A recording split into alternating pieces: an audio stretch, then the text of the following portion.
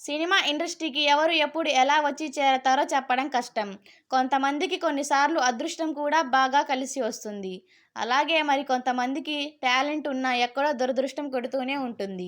ఇప్పుడు మనం ఈ ఆర్టికల్లో తెలుసుకోబోయే కొంతమంది హీరోయిన్స్‌కి అదృష్టం గట్టిగానే పట్టింది.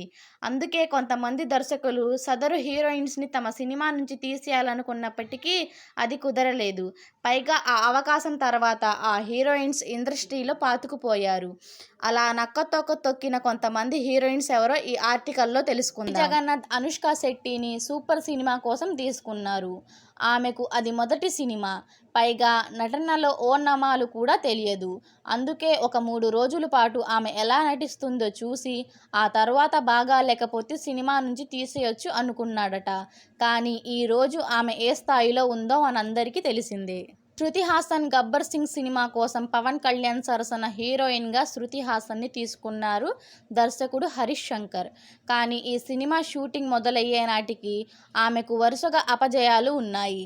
దాంతో హరీష్ ఆమెను తీసేసి మరో హీరోయిన్ను తీసుకుందాం అని అన్నారట. కానీ పవన్ కళ్యాణ్ అందుకు ఒప్పుకోలేదు. ముందు మాట ఇచ్చాం కాబట్టి ఎలా ఉన్నా పర్లేదు శృతి హాసన్నే కంటిన్యూ చేయమని అన్నారట. దాంతో గబ్బర్ సింగ్ సినిమాతో ఆమె దిశ తిరిగింది. రంగస్థలం సినిమా కోసం సమంతను రామ్ చరణ్ పక్కన హీరోయిన్గా తీసుకున్నారు. కానీ ఒక విలేజ్ గర్ల్ పాత్రలో సమంత ఎలా నటిస్తుందో అని అనుమానం సుకుమార్కి ఉండేదట. పైగా అప్పుడే నాగ చైతన్యతో సమంతకి వివాహం కూడా జరిగింది. ఒక మాస్ విలేజ్ గర్ల్ పాత్ర ఆమెకు సెట్ అవ్వలేదు అని అనుకొని ఒక వారం అయితే షూట్ చేసి ఒకవేళ సెట్ అవ్వకపోతే అప్పుడు హీరోయిన్ని మార్చొచ్చు అనుకున్నారట.